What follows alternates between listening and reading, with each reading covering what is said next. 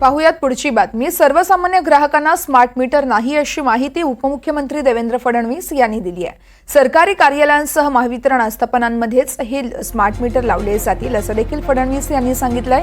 तर smart prepaid meter विषयी चुकीचा समज निर्माण करण्याचा प्रयत्न होतोय असं देखील फडणवीस यांनी म्हटलंय। सर्वसामान्य ग्राहकांना स्मार्ट मीटर नाहीये, स्मार्ट मीटर केवळ सरकारी कार्यालय आणि महावितरण आस्थापनांमध्येच लावण्यात येईल अशी माहिती फडणवीस यांनी दिली आहे। तर स्मार्ट प्रीपेड मीटर विषयी चुकीचा समज निर्माण करण्याचा प्रयत्न झालाय।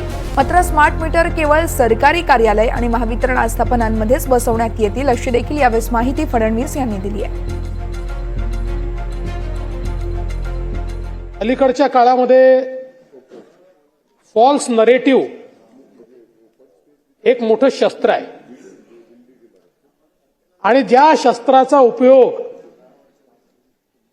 विरोधी पक्षाने लोकसभेच्या निवडणुकीत यशस्वीपणे केला, त्यामुळे नानाभाऊ आता आम्ही पण जागे झालो आहोत। आम्हाला असं वाटायचं की फॉल्स नरेटिव्हला उत्तर नाही दिलं तर काय फरक पडतो। स्मार्ट मीटर प्रकल्पाच्या संदर्भात केंद्रीय ऊर्जा मंत्रालयाने जुलै 2020 मध्ये सुधारित वितरण क्षेत्र योजना निर्गमित केली। या योजनेमुळे वीज वितरण कंपन्यांची गुणवत्ता व विश्वासार्हतेचे निर्देशांक वाढवून आर्थिक दृष्टीने त्या सक्षम होतील अशा प्रकारची ही व्यवस्था या ठिकाणी निर्गमित झाली।